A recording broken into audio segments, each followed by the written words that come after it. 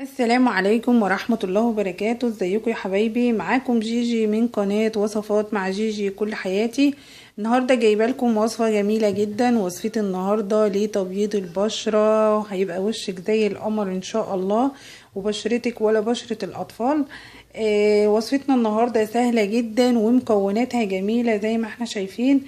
دي عبارة عن بطاطاية، وديت عبارة عن لبن حليب اللي هو لبن البودرة، لبن نيدو.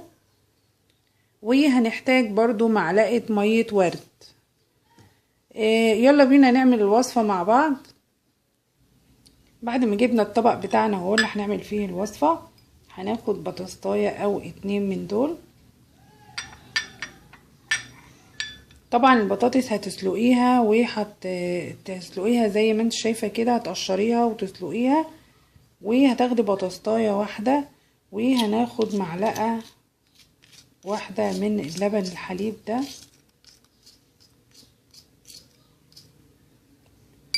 قبل ما نعمل الوصفة يا بنات، اتمنى ان انتوا تشتركوا في قناتي وتفعلوا الجرس عشان يوصل لكم كل جديد بنقدمه ان شاء الله.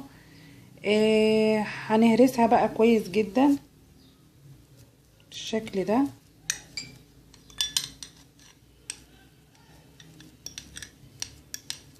وصفة جميلة جدا يا بنات، وهتبقى حلوة قوي لو استخدمتيها لبشرتك، هيبقى وشك زي القمر ان شاء الله.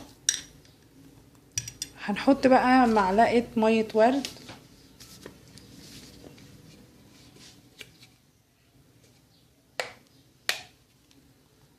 هناخد معلقة واحدة بس اهي.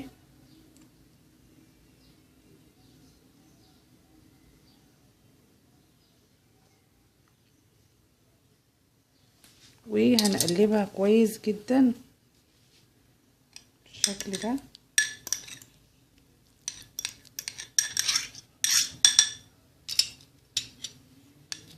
اهو. هنقلبها كويس جدا عشان نحصل على قوام كريمي. بطاطس مغذية جدا للبشرة، وبتبيض البشرة في اقل وقت ممكن يا بنات. ان شاء الله باذن الله جربوا الوصفة دي وتعجبكم اهي زي ما احنا شايفين كده اهي كده بقى قوامها كريمي. هتفرديها بقى على بشرتك. هتاخدي طبعا هتغسلي بشرتك كويس جدا بالميه الدافيه عشان تفتحي المسام. وبعد كده هتفرديها على بشرتك اهو. هنعمل مع بعض. تفرديها على بشرتك كويس كده، وهتسيبيها لحد ما تنشف خالص. بعد ما تنشف بقى خالص هتبدأي تفركيها بايديكي بحركات دائرية. وبعد كده هتقومي تغسليها بالمية الباردة عشان طبعا تسدي المسام اهو بالشكل ده. هتسيبيها بقى على ايديكي، على بشرتك او على ايديكي اي منطقة عايزة تبيضيها.